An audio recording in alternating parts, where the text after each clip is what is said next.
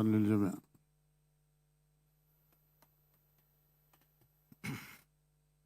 Thank you, Mr. Secretary General. Bismillahirrahmanirrahim. Assalamualaikum warahmatullahi wabarakatuh. I speak in bahasa. Yang mulia Sekretaris Jenderal BYC, yang terhormat para ketua delegasi, rekan-rekan Sekretaris Jenderal yang saya hormati, dan seluruh hadirin yang berbahagia. Pertama-tama, atas nama Dewan Perwakilan Rakyat Republik Indonesia, saya menyampaikan selamat datang dan terima kasih atas kehadiran partisipasi aktif Bapak Ibu sekalian dalam pertemuan ke-6 ini. Kehadiran Bapak Ibu adalah kehormatan besar bagi kami sebagai tuan rumah. Sebelum memulai agenda-agenda sidang, izinkan kami menyampaikan prosedur berdasarkan statuta BYC, khususnya Pasal 7 yang menyebutkan bahwa the chairperson of the delegation of the host country shall be elected as chairman of the meeting and the new session. Dengan demikian, sesuai ketentuan tersebut, izinkan saya selaku tuan rumah memimpin sidang ini. Dengan penuh syukur, saya menyatakan bahwa sidang ke-6 Association of Secretaries General of UIC Member Parliament secara resmi dibuka.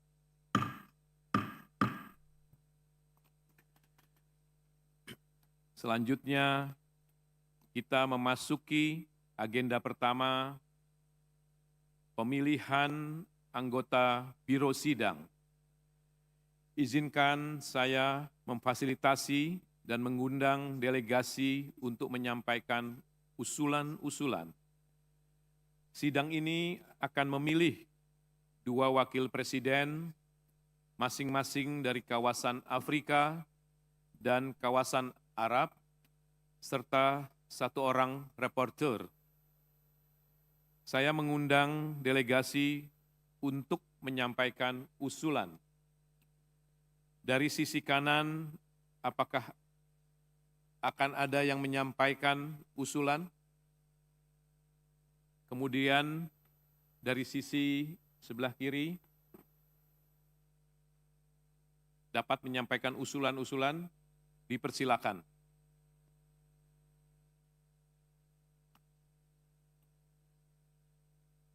Di bagian depan, dapat menyampaikan usulan calon wakil presiden sesi ini. Saya persilakan. Baiklah,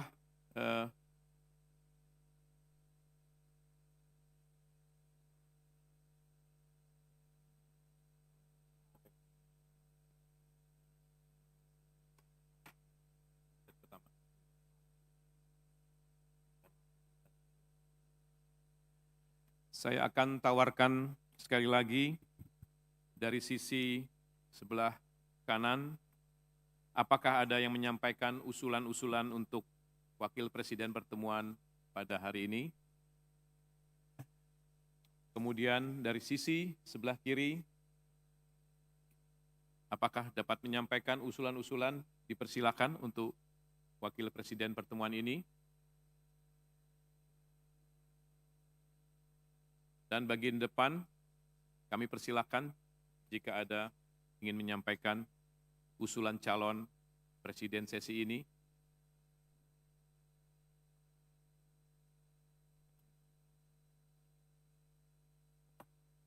بالنسبة للمجموعات، إذا كانت المجموعة الإفريقية عندهم مرشح ليكون نائبا من المجموعة الإفريقية، فليتفضل أحد أو يرشح أحدا آخر لكي يكون نائبا لرئيس في هذه الهيئة مجموعة إفريقية.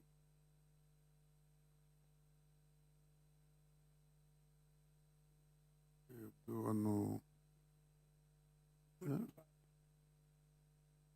هل ترشحوا؟ Yes.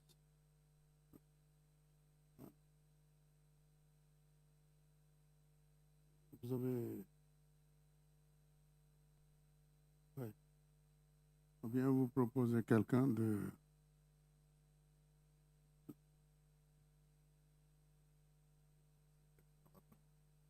D'accord. Donc, بالنسبة للمجموعة الإفريقية ترشح كوت ديفوار. بقي المجموعة العربية، هل من مترشح؟ موريتانيا. يا كان تفضل. السلام عليكم. أنا أرجو من الإخوة العرب الأشقاء قبول ترشيح موريتانيا لهذا المنصب. شكرا. Okay, Mr. Chair. Now we have two groups, Cote d'Ivoire from African groups and Mauritania, and the reporter is always the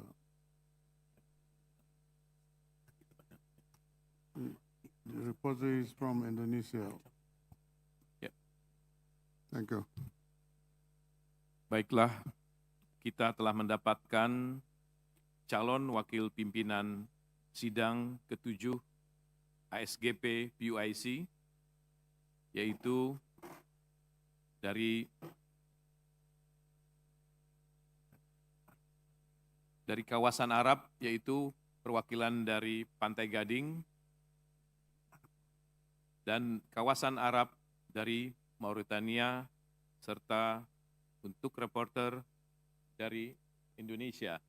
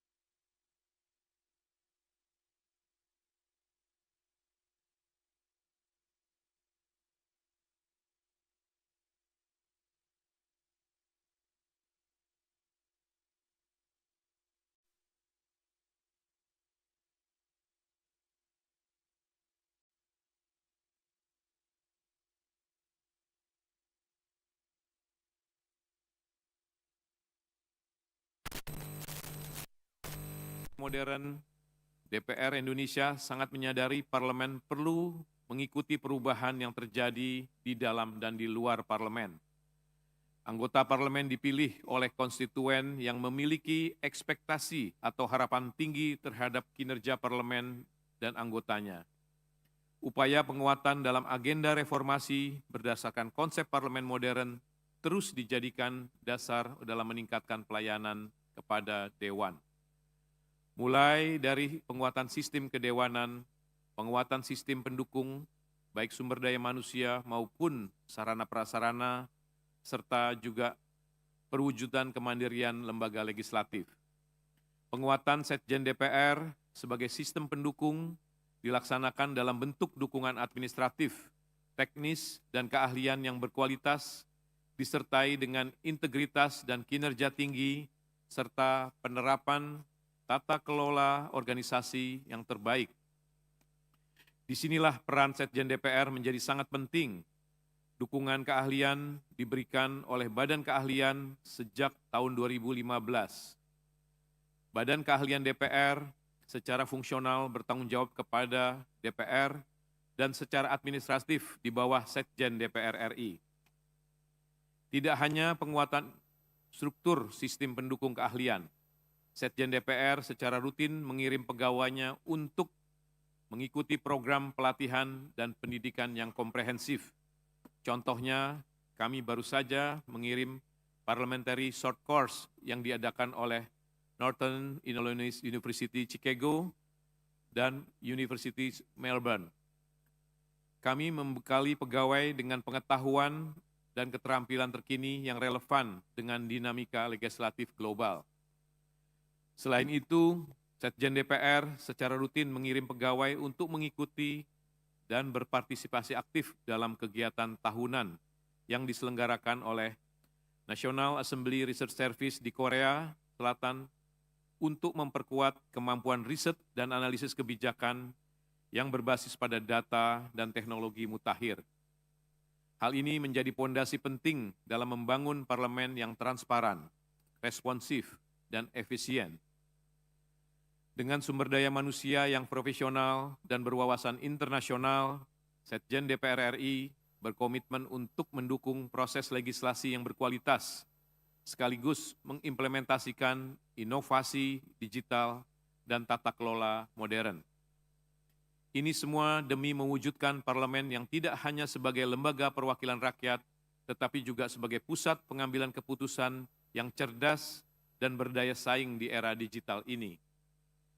Anggota Eksekutif Komite dan anggota SGP PUIC yang saya hormati, penguatan sistem pendukung dari sisi sarana dan prasarana merupakan agenda khusus agar pemenuhan kebutuhan hak rakyat untuk dapat mengakses dan mengetahui DPR lebih dekat dapat diwujudkan, salah satunya dengan implementasi keterbukaan informasi publik melalui penggunaan hak publik untuk memperoleh informasi berdasarkan ketentuan peraturan perundang-undangan. DPR RI sudah memulai membuka akses seluas-luasnya dengan elemen masyarakat, baik langsung maupun melalui teknologi, bahkan sebelum COVID-19 pertama kali ditemukan di China. Kondisi pandemi COVID-19 mendorong Setjen DPR untuk memanfaatkan potensi teknologi sepenuhnya dan melakukan langkah adaptasi sembari memulihkan diri dari pandemi. Konsumsi digital akan terus meningkat dan dampaknya terhadap pelaksanaan kerja Setjen DPR akan semakin tergantung pada teknologi. Seperti juga parlemen-parlemen lain tempat kita semua berada, DPR Indonesia mulai lebih gencar memanfaatkan teknologi yang ada, mulai dari website, Twitter, Facebook, SMS, majalah, buletin, sampai juga TV parlemen. Terkait penggunaan teknologi informasi aplikasi yang telah diterapkan Sekjen DPR sebagai bentuk tata kelola berbasis teknologi informasi, di tahun 2020 berjumlah 100 aplikasi. Sebagian dari aplikasi tersebut merupakan aplikasi baru yang dapat meningkatkan layanan kepada Dewan. Data seluruh anggota sudah terintegrasi dan dilindungi dalam satu sistem yang terus kami mutakhir. Sistem informasi digital digunakan untuk menyajikan dokumen digital bagi pimpinan dan anggota DPR yang saat bersidang di paripurna. Pimpinan dan anggota DPR dapat mengakses dokumen digital yang telah disiapkan dengan menggunakan perangkat hardware seperti laptop, tablet, ataupun telepon seluler. Infrastruktur digital tersebut tidak hanya memudahkan anggota secara khusus, tetapi juga masyarakat untuk mengakses bahan serta mendorong budaya paperless yang ramah lingkungan. Sistem informasi juga dibangun untuk menjembatani alat kelengkapan Dewan di DPR dengan seluruh mitra-mitra kerja. Sistem informasi tersebut untuk mendukung proses korespondensi serta pertukaran data informasi di antara mitra kerja DPR. Sistem tersebut digunakan untuk mengelola dokumen persidangan secara digital untuk diproses dan didistribusikan lebih cepat dan otomatis. Kami juga meningkatkan pelayanan untuk lebih efisien, transparan, aksesibilitas dalam menjalankan tugas kedewanan melalui penyediaan super apps mobile untuk anggota DPR. Aplikasi tersebut menyediakan berbagai fitur terkait pengelolaan kinerja, legislasi, keuangan, dan komunikasi antar sesama anggota Dewan.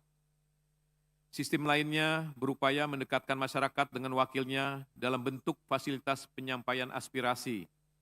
Sistem ini menyediakan kemudahan akses dan informasi bagi masyarakat melalui interaksi yang cepat, akurat, aman, dalam proses permohonan untuk menyalurkan aspirasi kepada Dewan maupun pengaduan-pengaduan. Melalui sistem tersebut, masyarakat dapat menyampaikan lebih awal pemberitaan atau pemberitahuan permohonan penyampaian aspirasi kepada DPR mengenai segala hal terkait kebijakan pemerintah, sehingga masyarakat akan mendapatkan informasi terhadap mekanisme, kejelasan alur, dan prosedur pelayanan aspirasi. Saya memberi contoh aplikasi sistem legislasi yang kami singkat dengan SILEK, yang merekam proses pembentukan undang-undang sejak penyusunan sampai dengan pengesahan sebuah undang-undang. SILEK juga menjembatani penyerapan aspirasi dari konstituen terhadap anggota Dewan dalam bentuk undang-undang. Guna mendukung transisi energi yang membutuhkan kesungguhan politik yang cukup tinggi, sejak Desember 2021, Setjen DPR membangun panel surya untuk memenuhi kebutuhan tambahan listrik gedung-gedung yang berada di kompleks parlemen ini. Saat ini, sebagian besar pemakaian listrik di gedung DPR menggunakan pembangkit listrik tenaga surya atau matahari.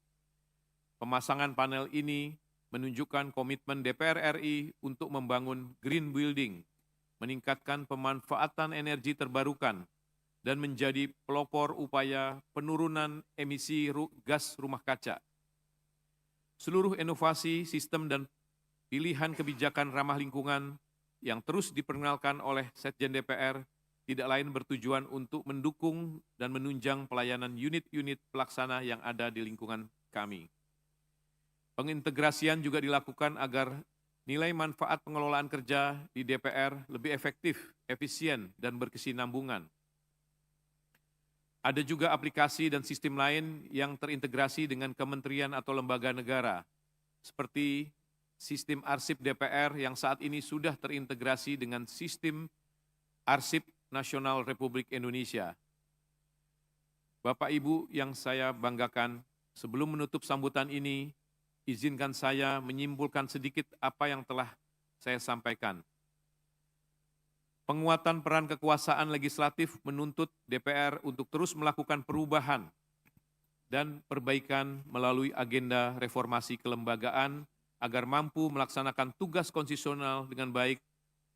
Peran Sekjen DPR sangat penting dalam mewujudkan peran legislatif yang lebih baik. Reformasi kelembagaan dengan mengusung konsep parlemen modern membutuhkan upaya yang serius dari Sekjen DPR untuk mampu mewujudkan sesuai dengan cetak biru reformasi lembaga DPR. Tentu upaya penguatan Sekjen DPR melalui proses reformasi kelembagaan yang sedang dilakukan sangat membutuhkan dukungan semua pihak guna mewujudkan demokrasi modern di Indonesia. Terima kasih atas waktu yang diberikan. Selamat datang kami ucapkan kepada seluruh hadirin di ruangan ini. Semoga pertemuan kita sampai hari terakhir nanti bermanfaat untuk parlemen dan sekjen negara masing-masing, serta bermanfaat bagi kemajuan demokrasi di seluruh belahan dunia. Sebagai pelengkap sambutan saya ini, mari kita bersama-sama menyaksikan sedikit tayangan singkat terkait peran sekjen dalam mendukung kegiatan parlemen di Indonesia.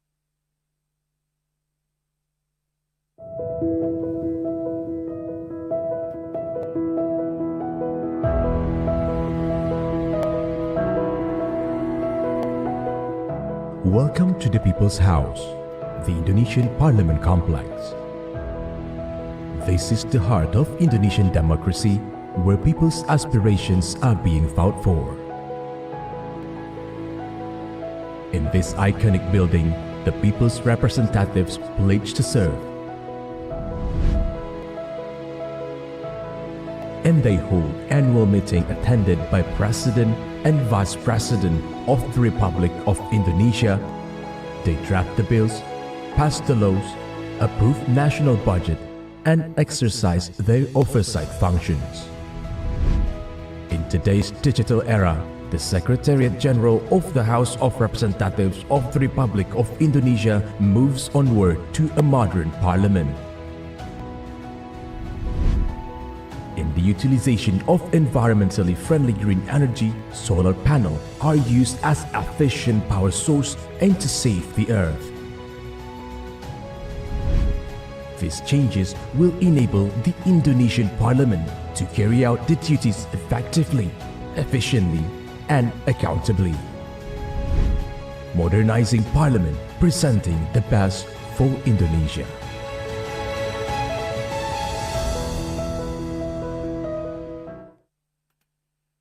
Terima kasih atas perhatian dan dukungan Bapak Ibu sekalian. Sebelum saya beralih ke agenda kelima, yakni pengembangan mekanisme koordinasi studi legislatif, izinkan saya menyampaikan bahwa untuk agenda selanjutnya, saya akan menyerahkan pimpinan sidang kepada rekan saya, saudara saya, Wakil Presiden yang akan menggantikan saya sebagai chair, yaitu perwakilan dari Pantai Gading, Yang Mulia Abu Bakar Siddiqui Diomande yang ada di sebelah kanan saya. Hal ini mengingat kami sebagai tuan rumah harus memastikan seluruh kegiatan persidangan konferensi PUIC ke-19 ini berjalan lancar, sehingga saya mohon izin tidak bisa mengikuti sidang SGP ini sampai dengan akhir. Oleh karena itu, saya mohon pengertian kepada seluruh anggota SGP ke-6 ini untuk dipimpin oleh Vice President di sebelah saya ini. Saya persilakan kepada Wakil Presiden untuk memimpin jalannya agenda kelima. Saya mohon izin meninggalkan tempat.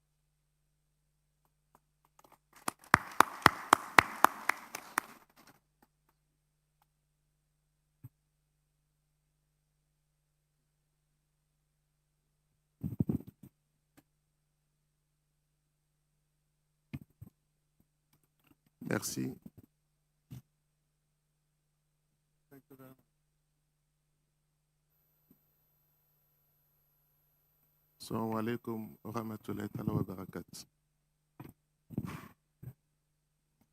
Alors, j'assure désormais la présidence à l'issue du départ du président nouvellement élu. Nous allons continuer l'ordre du jour en son point 5, qui porte sur le suivi du développement d'un mécanisme de coopération entre les centres d'études des parlements membres visant à créer une cellule d'études législatives au sein de l'association. J'aimerais savoir, est-ce que le secrétariat général a un point à nous faire sur ce cinquième point à l'ordre du jour?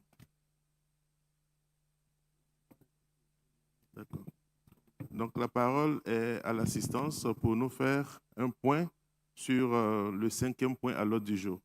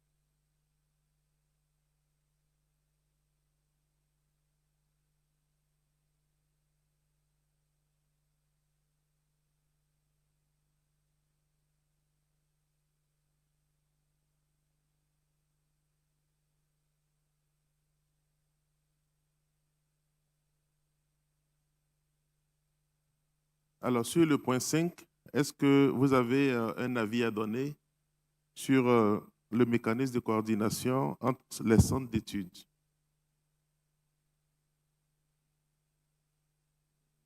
L'Algérie.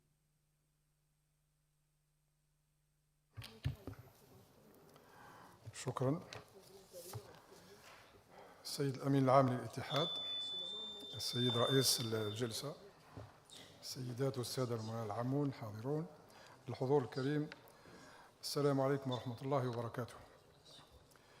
اسمحوا لي في البداية أن أتوجه بأحر التهاني إلى جمهورية إندونيسيا الشقيقة على رئاستها المؤتمر 19 لاتحاد مجالس الدول الأعضاء في منظمة التعاون الإسلامي، والتي تتزامن مع مرور 25 سنة من تأسيس الاتحاد. ولا يفوتني كذلك أن أتقدم بجزيل الشكر والامتنان على الاستضافة والتنظيم المحكم لضمان نجاح هذا الحدث الهام الذي يجمعنا تحت مظلة التعاون والتضامن الإسلامي.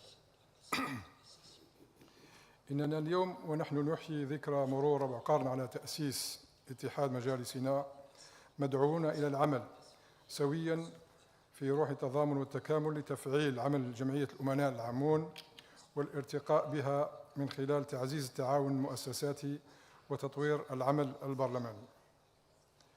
في الاجتماعات السابقة تم الاتفاق على وضع آلية للتنسيق بين مراكز دراسات لمجالس الأعضاء لإنشاء خلية للدراسات التشريعية تابعة لجمعية الأمناء العامون تهدف إلى توحيد الجهود بين مراكز التدريب والتكوين وتعزيز التعاون بينها لتحسين الكفاءات البرلمانية في مختلف المجالات كالتشريع والرقابة والابتكار الرقمي. وفي إطار متابعة هذا القرار ومن أجل المضي قدما في إنشاء هذه الخلية، أقترح من خلال أو من هذا المنظر أن يكون أول إجراء عملي في هذه الآلية هو رصد شامل وإحصاء دقيق لجميع مراكز التدريب والتكوين الموجودة على مستوى مجالس الاتحاد أو أي تنظيم آخر. فقد يكون يعني هذه الوظيفة أو هذه المهمة، مهمة الدراسات والتدريب، موجودة أكيد موجودة في كل البرلمانات، ولكنها تخضع ربما لنظام آخر. مع تحليل اختصاصاتها ووسائل عملها، هذا الإجراء سيمكننا من بناء رؤية واقعية لتنسيق الجهود. وفي هذا الإطار يمكن للأمانة العامة للاتحاد إرسال استبيان إلى كل المجالس أو كل مجالس الأعضاء في الاتحاد لجمع المعلومات الخاصة بمراكز التدريب الموجودة، لتقوم الأمانة بعد ذلك بتصنيف المراكز حسب تخصصاتها والمجالات التي تعمل فيها. ومن خلال هذه العملية نكون قد وضعنا قاعدة بيانات مشتركة لهذه المراكز وللمناهج كذلك، ويمكن الاعتماد عليها لوضع برامج تكوينية ومواصلة عمل الخلية. وكخطوة موالية يمكن عقد اجتماع افتراضي تقوم من خلاله الأمانة العامة للاتحاد بعرض قائمة مراكز التدريب لمجالس الاتحاد التي تم إحصاؤها وكل ما يتعلق بها من تخصصات وبرامج عمل وشراكاتها مع مراكز دولية أو إقليمية للتدريب. كما يمكن خلال اللقاء أن يقدم الأمناء العامون تجاربهم في مجال التكوين أو تقديم عروض تكوينية حضورية أو افتراضية. وفي هذا الإطار كما ذكر منذ قليل السيد الأمين العام، سبق أن أعربت المملكة العربية السعودية عن استعدادها لمشاركة تجاربها في استقبال المتدربين، كما أبدت كذلك تركيا استعدادها لتقديم أفكار جديدة في برامج التدريب. بعد توفر المعلومات اللازمة والعروض التكوينية المقدمة، يمكن إنشاء خلية أو شبكة لمراكز التدريب مع إعداد مشروع برنامج عمل سنوي لإطلاق برامج تكوينية وتنظيم لقاءات ومنتديات بحثية من طرف الأمانة العامة للاتحاد، على أن يتم عرضه خلال اجتماعنا المقبل لدراسته واعتماده وتنفيذه. وفي عصر الرقمنة يمكن أن تؤدي هذه الخلية دورها بفعالية أكثر وتكون رائدة باعتمادها نظاما معلوماتي رقمي يربط بين المراكز ويتيح الوصول الفوري إلى الدراسات مع توظيف الذكاء الاصطناعي لتحليل النصوص والبيانات واستخراج التوصيات وبناء قواعد بيانات تشريعية ذكية. كما يمكن لمجالس الاتحاد الاستفادة من تجارب الرقمنة والاستخدام الذكاء الاصطناعي في العمل التشريعي. لا يسعني في الختام إلا أن أؤكد أن هذه الخلية متى توافرت لها الإرادة السياسية والدعم المؤسساتي ستساهم إلى حد كبير في تحسين السياسات وتحديث التشريعات، وستكون رمزاً للتعاون العملي لاتحاد مجالس الدول الأعضاء في منظمة التعاون الإسلامي. أشكركم على كرم الإصغاء، والسلام عليكم ورحمة الله وبركاته.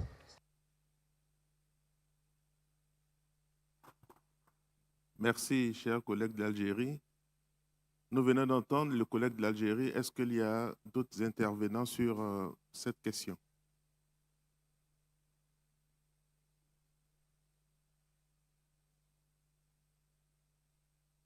L'Algérie vient de nous faire deux propositions pour les centres de formation, notamment faire le point de l'ensemble des centres de formation qui existent dans notre milieu et ensuite tenir une réunion virtuelle pour nous accorder sur le programme de formation. Est-ce qu'il y a d'autres personnes qui souhaitent pouvoir ajouter d'autres points sur cette question? Les Émirats arabes unis.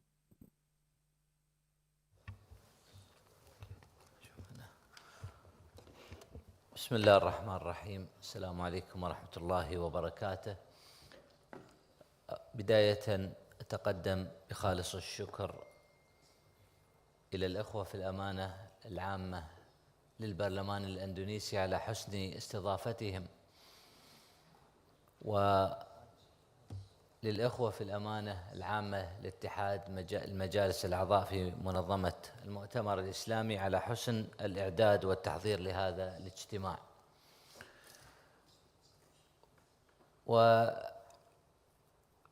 وحقيقة هذه أول مرة أحضر فيها هذا الاجتماع بصفتي أميناً عاماً للمجلس الوطني الاتحادي، وأعبر حقيقة عن امتناني لهذه الفرصة بلقاء الإخوة والأخوات في هذه الجمعية المهمة.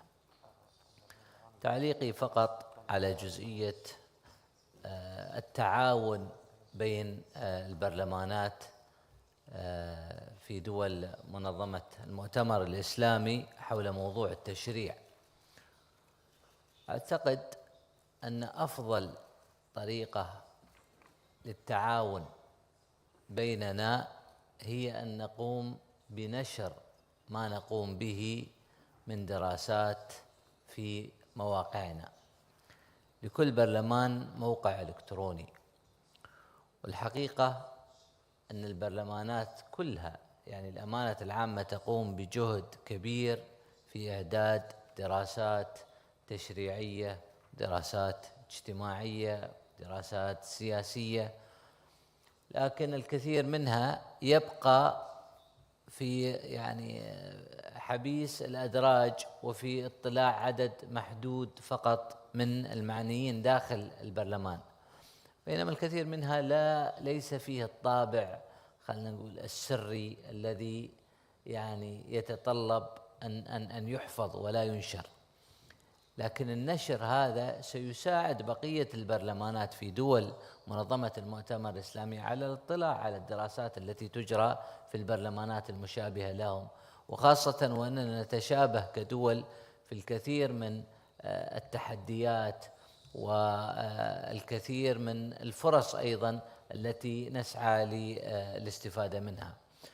ففكرة النشر هذه دون أن نحتاج إلى إنشاء موقع مشترك أو كذا، أنا أتحدث عن أن كل برلمان أو كل أمانة عامة يكون أحد أهدافها الرئيسية أن تنشر في مواقعها الإلكترونية للآخرين الدراسات التي تقوم بها وتنشرها بلغتها. يعني الآن بفضل الذكاء الاصطناعي أصبح موضوع الترجمة موضوعا سهلا وميسرا، لكن تنشر بلغتك. نحن نشاهد أن العديد من خاصة البرلمانات المتقدمة لديها مواقع مخصصة لنشر دراساتها بشكل مستمر.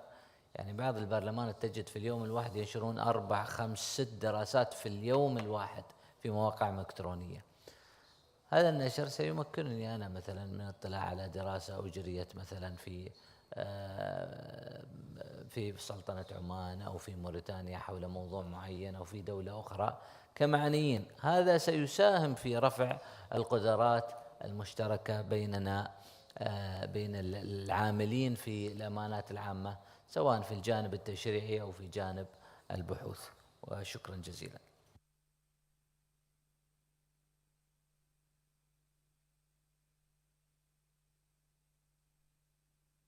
Merci. Est-ce qu'il y a d'autres interventions? Alors, les Émirats arabes unis proposent plutôt que de créer un centre de formation, que dans un premier temps, nous puissions diffuser les études qui sont menées par chaque Parlement sur les sites, en attendant la création d'un centre de formation qui pourrait tous nous réunir. Je pense que ça pourrait être un élément de mesures transitoires en attendant la création de ces centres de formation qui pourraient tous nous unir.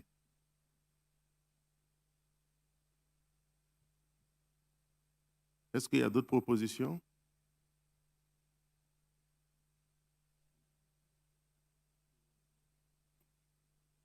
Donc, je pense que sur ce point, nous avons déjà des éléments d'accord.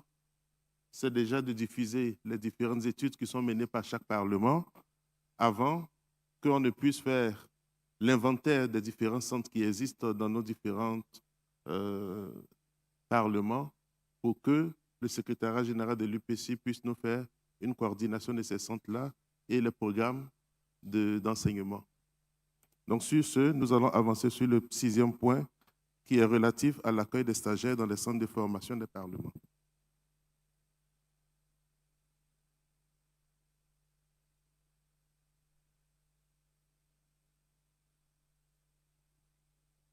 L'Arabie saoudite.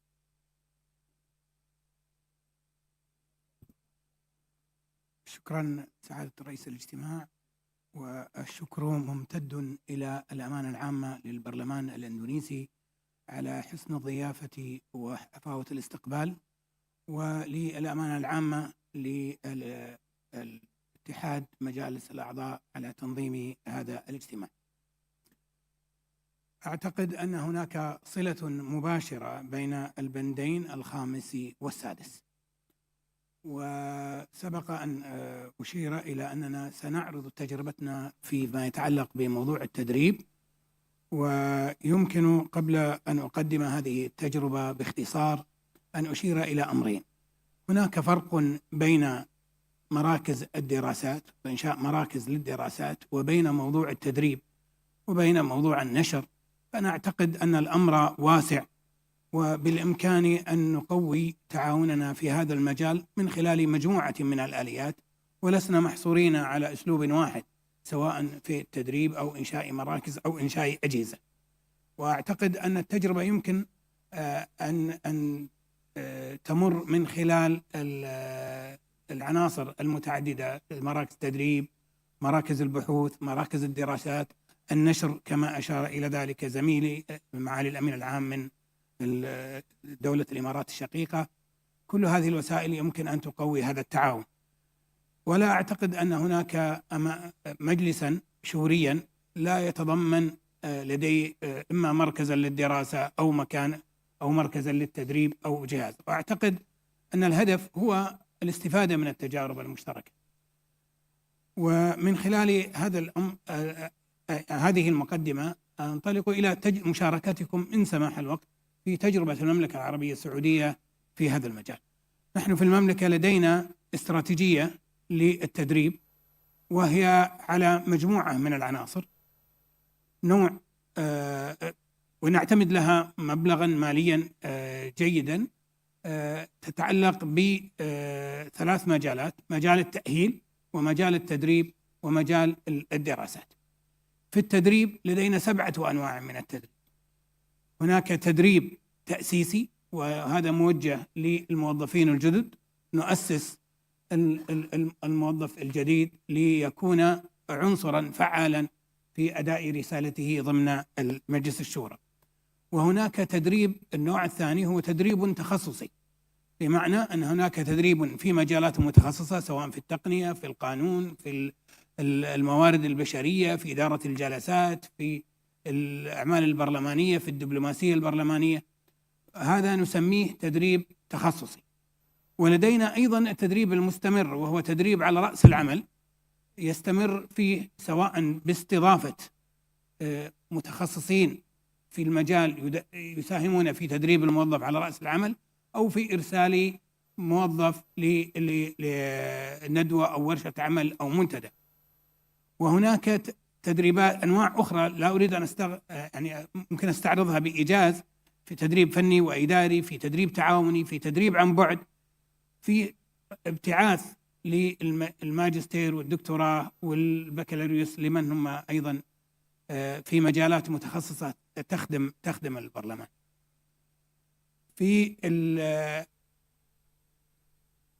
لدينا في المجلس نستقبل وفود من مجالس أخرى شقيقة نشركهم في تجاربنا. زارنا أكثر من برلمان شقيق، مجموعة من منسوبي الأمانات في البرلمانات الشقيقة والصديقة. وأيضا أرسلنا مجموعة من الموظفين المتخصصين ليشاركوا زملائهم في برلمانات أخرى في هذه الدورة. وخلال الزيارات غالبا تأخذ من 3 أيام إلى 5 أيام، يطلع الزائر أو المتدرب على آليات العمل داخل المجلس، يشارك مع الإدارات المختصة كيف يعد ويحضر لأعمال التدريب. وفي النهاية يعد عرض شامل بنهاية التدريب، وتقدم في خلاصة استراتيجية أو تقرير الإدارة المختصة عندنا في الأمانة العامة لمجلس الشورى. لدينا أيضا أسلوب في تقييم العائد من التدريب. عندما نرسل مجموعة من الموظفين في دورات أو في بعثات، لدينا آلية لرصد مدى الفائدة التي عادت على التدريب وعلى الموظف. ما هو التحسن الذي طرأ على أداء الموظف بعد أن عاد من التدريب؟ رأي الموظف ورأي إدارته ورأي الجهات المعنية، 3 جهات تقدم تقييمها لأداء الموظف، هل استفاد من التدريب أو لم يستفد. لدينا أيضا قائمة بمراكز التدريب في الدول العربية والإسلامية والدول العالم الصديقة.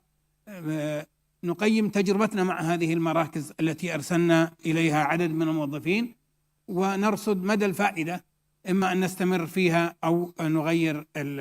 لا أريد أن أخذ الكثير من الوقت، لكننا في المجلس مستعدون لتقديم أي عون أو مساعدة في مجال زيادة التعاون بين البرلمانات والمجالس فيما يتعلق بتدريب الموظفين. شكرا سعادة الرئيس.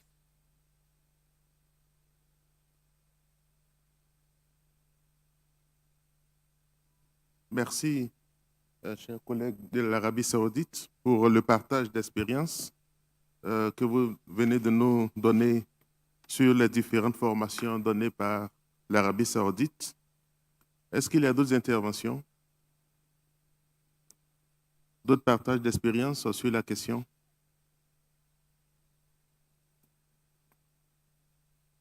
Alors, à l'issue de cette présentation, je pense qu'on est tous d'accord qu'il faut un partage d'expériences entre les différents parlements. Et pour ce faire, je proposerai que le secrétariat général de l'UPC puisse nous faire un répertoire des secrétaires généraux des parlements membres de l'UPC comme ça existe dans d'autres structures pour qu'on puisse pouvoir communiquer entre secrétaires généraux des parlements membres de l'UPC pour faciliter le partage des expériences.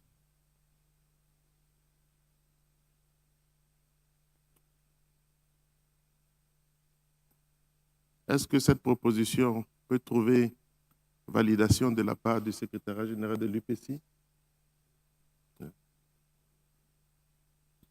Donc, le secrétariat général de l'UPC vient de nous donner son accord pour la création d'un répertoire des différents secrétaires généraux pour pouvoir faciliter le partage des expériences entre nous.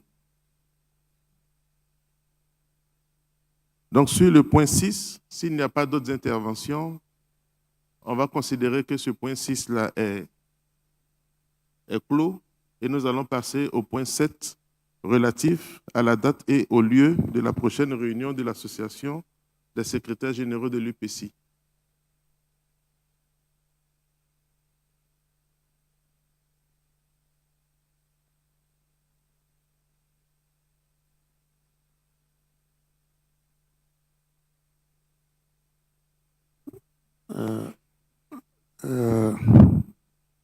أود أن أشير في هذه النقطة السابعة أنه الإخوة في برلمان بنغلاديش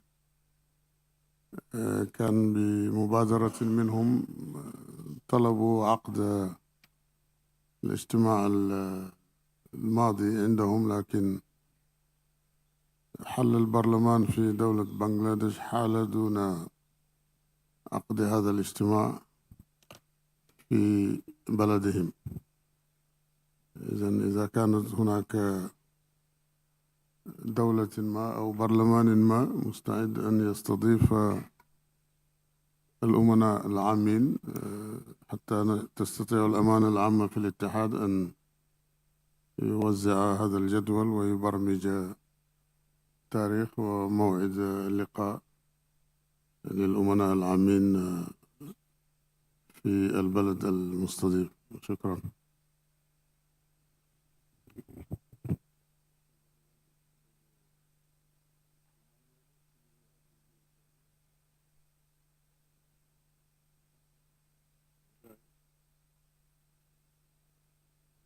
L'Algérie? Non, je vais vous faire une proposition. Non, إذا كان ليس هناك أي بلد يتقدم لاستضافة هذا الاجتماع، أقترح أن يكون اجتماع افتراضي عن بعد على الأقل حتى نبقي على دورية هذه الاجتماعات. يعني شكرا.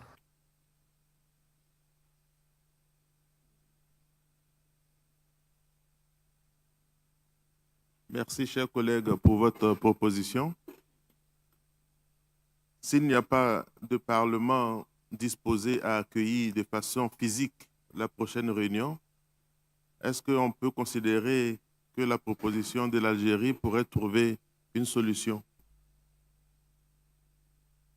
Est-ce qu'on part pour une réunion virtuelle ou si un État est disposé à nous accueillir?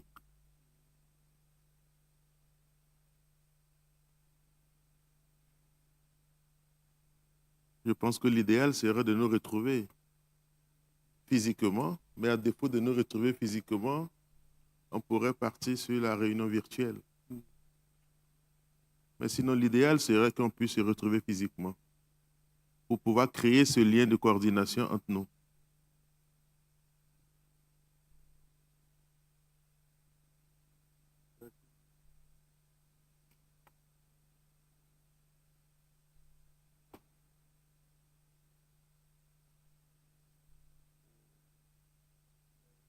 Émirats Arabes Unis. فقط لدي استفسار. يعني أليس من المعتاد أن هذا الاجتماع يعقد دائما على هامش اجتماع المجالس كما هو معتاد بالنسبة للاتحاد البرلماني الدولي أو كما هو معتاد بالنسبة لبقية الاتحادات يعني اجتماع جمعية الأمناء أن يعقد على هامش الاجتماع الدولي نفسه بدلا من أن يتم استضافته بشكل منفرد يعني.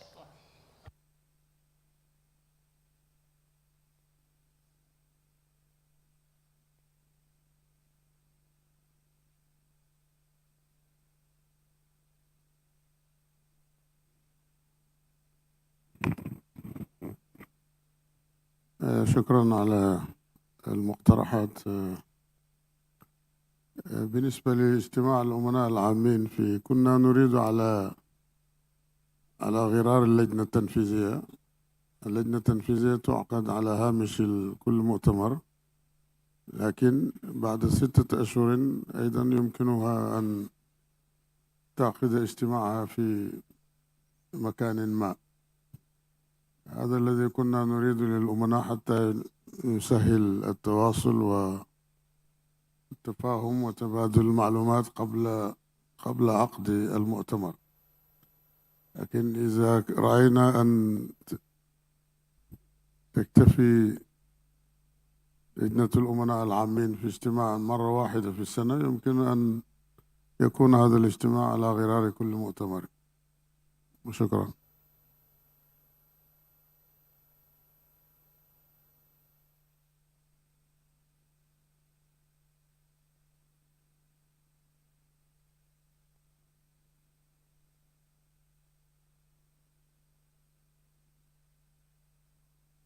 Le Bahreïn. شكرا مع الرئيس. بداية نحب نشكر البرلمان الإندونيسي على حسن الاستضافة، كما أشكر أيضا الجمعية العامة للأمناء العامين للاتحاد الإسلامي على تنظيم هذه الفعالية. أضم صوتي لصوت أخي عمر نعيم، الدكتور عمر نعيم من الإمارات، ويفضل أن يكون الاجتماع مرة واحدة في السنة، لأننا طبعا مرتبطين في العديد من الاجتماعات، الاتحاد البرلماني العربي وكذلك الخليجي والدولي، فهي اجتماعات كثيرة ومعظمها تكون مرة واحدة في السنة. لذلك أعتقد أنه يفضل أن يكون مرة واحدة في السنة الاجتماع على هامش الجمعية العامة للاتحاد البرلماني الإسلامي. ستكون أفضل، وستكون أيضا فرصة من أجل يعني الإنجاز، من أجل تعزيز البرامج، ومن أجل أيضا طرح المقترحات المختلفة. ولكن أعتقد أن كل 6 شهور ستكون فترة قصيرة جدا، خاصة مع ارتباطنا في العديد من الاجتماعات الأخرى. وشكرا مع الرئيس.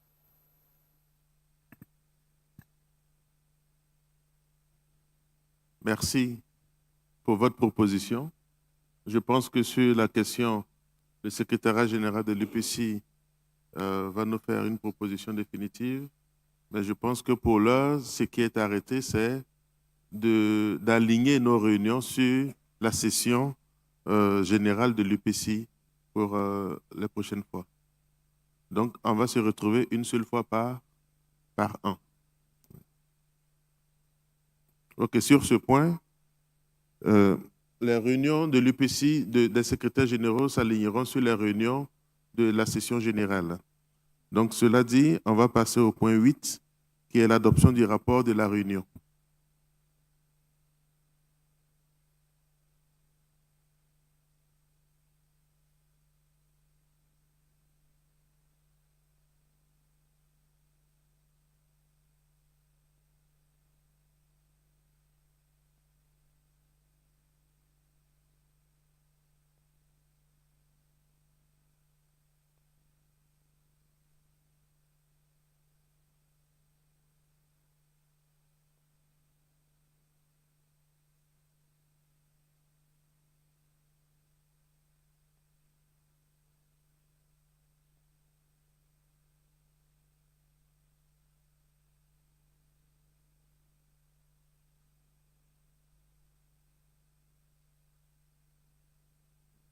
D'accord. Alors, merci. Le secrétariat général de l'UPC me laisse entendre que le rapport n'étant pas encore prêt, il sera mis à votre disposition pour la prochaine réunion pour que vous puissiez opiner là-dessus. Donc, l'ordre du jour de notre réunion est épuisé et avec votre autorisation, nous allons lever la séance du jour et vous remercier pour votre disponibilité.